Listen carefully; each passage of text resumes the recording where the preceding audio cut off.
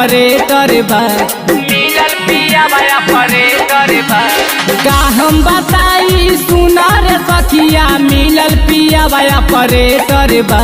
चालू भइल जब नचवा रे सखी कैले बंद जनरेटर बा। चालू भइल जब नचवा रे सखी कैले बंद जनरेटर बा। का बताइए सर।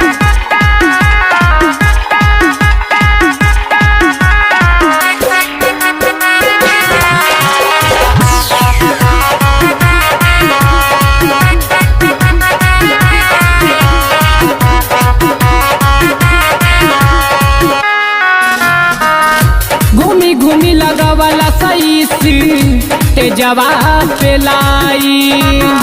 भैली सिटाट नचवा कटी गई।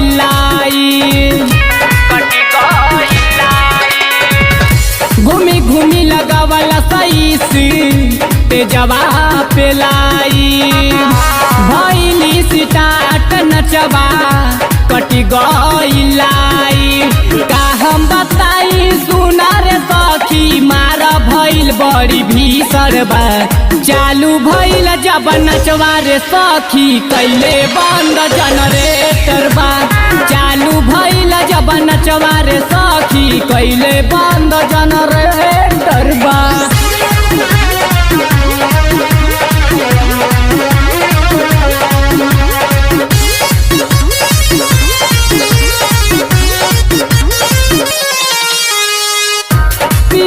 नीलेश के भी गड़ल बारहन हो।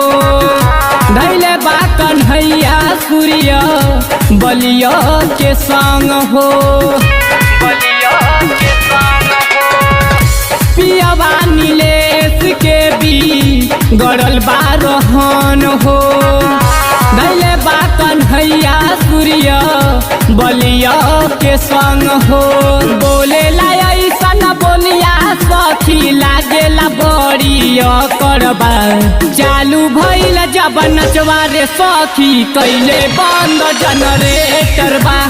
चालू भइल जब नचवा रे सखी कैले बंद जनरेटर बा। का बताइए सखी।